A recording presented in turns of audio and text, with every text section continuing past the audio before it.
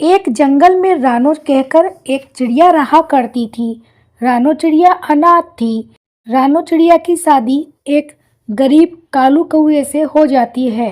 रानो चिड़िया अनाथ थी, इसीलिए रानो चिड़िया के सास ससुर को ये बिल्कुल पसंद नहीं आता था। इसीलिए जब कालू कौवा घर पर नहीं होता, तब रानो चिड़िया के सास ससुर उसे बहुत तंग किया करते थे। कुछ दिनों के बाद रानो गर्भवती हो जाती है। एक दिन कालू कौवा सब्जी बेच रहा था। उसी वक्त एक सांप कालू कौवा को काट लेता है और कालू कौवा उसी वक्त मर जाता है। कालू कौवे की फोटो देखकर रानो चिड़िया बहुत दुखी हुआ करती थी। रानो चिड़िया के सास ससुर रानो चिड़िया को घर से निकालने की तैयारी में थे। तब रानो चिड़िया, ये क्या सासू को भी अब मुझे घर से जाने के लिए कह रही हैं?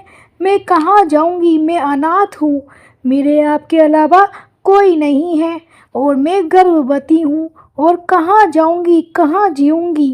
पर रानो चिड़िया के सास ससुर का मन नहीं पिघला।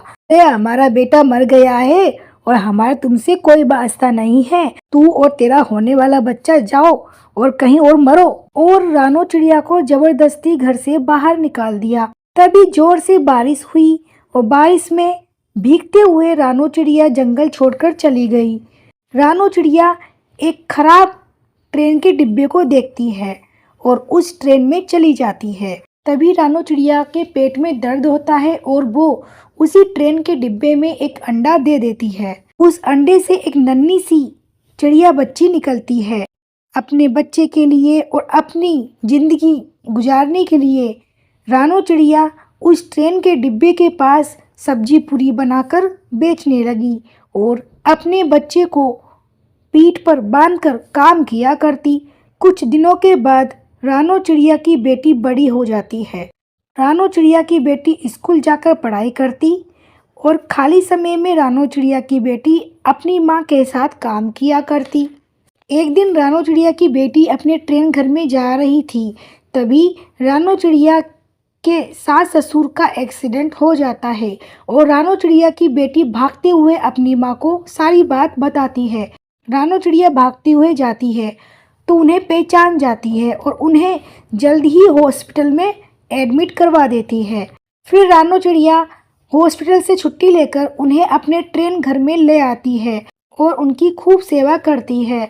कुछ दिनों के बाद जब रानो चिड़िया के सास ससुर ठीक हो जाते हैं, बेटी बेटी तुम रानो चिड़िया हो, ये क्या तुम्हारी बच्ची है? हाँ सासू माँ, ये मेरी बेटी है और आपकी पोती।